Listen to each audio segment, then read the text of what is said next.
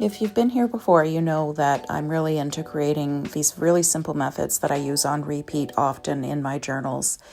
This one I call my 3-2-1 method.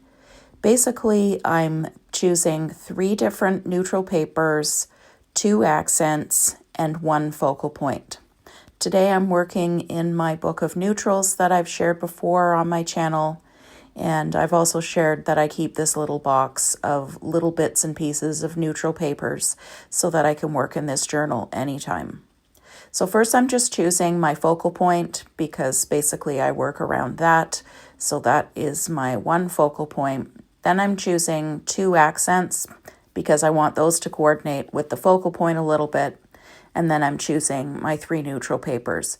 I don't put as much thought into my neutral papers that I choose because they're going to serve as sort of a background. That's actually a stamped tea bag that I made a while ago, and I haven't really used them for anything, so I'm going to give that a try for this layout. So that's it. There's my 1 focal point, my 2 accents, and my 3 neutral papers. And I'm going to use those items to make a nice collage in what I call my book of neutrals. I'm using just a standard Yoo-Hoo glue stick for this, and for this first step, I'm just creating kind of a backdrop for my collage, so I'm gluing down this tea bag paper and my other 2 accent papers. And maybe while I'm gluing things down, I'll just explain a little bit about what I've been thinking about for the future of my channel. Back in December, I had some excitement because one of my videos hit 18,000 views, and that was pretty amazing. I decided then that I was going to get some social media advice and try to keep building on that to create a larger following on YouTube and hopefully one day, as is the dream of all of us, be able to monetize my content here. So I got some advice and I started giving my videos a different look and feel because I was told that things were not aligning with what YouTube is looking for in the algorithm.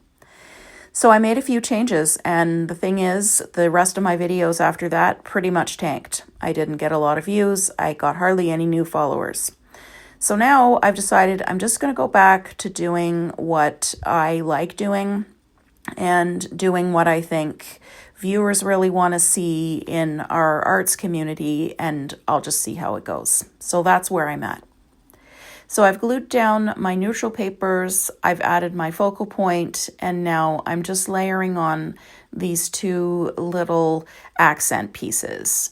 And one of them is just this little butterfly sticker. I use these as kind of a top layer to start to pull the page a little bit together so that it doesn't look like just a bunch of stuff randomly glued down.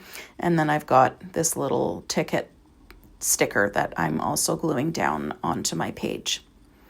So after that, I have just a little bit of space left, and that's when I just bring in some mark making tools or something to just kind of pull things together. There's a blank space there. I had this stamp here. I'm using the Tim Holtz Distress Oxide ink in the vintage photo color. And I'm just using this little botanical stamp that I have to kind of fill in that space. So that's going to help bring things together a little bit and just bring a little bit more texture to the page. I'm just putting that in the corner, kind of off the page a little bit. I love doing that with my stamps. It just makes them look a little bit more interesting than just putting them right in the middle of the page.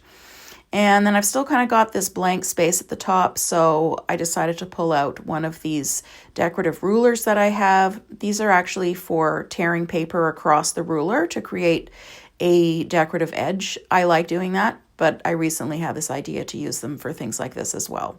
So I just drew a border. I'm using a metallic gold Sharpie marker and just doing a little bit of mark making. This is just to give the page a little bit more visual interest than it would have if I had just glued some stuff down on the page. I'm speeding up the video here a little bit so that you don't have to watch me draw that whole thing. But that's basically it, just a little decorative line across the top of my page. And that is it for my design. I hope you got some ideas. I hope you felt inspired to journal your world, and thanks a lot for watching. Take care now.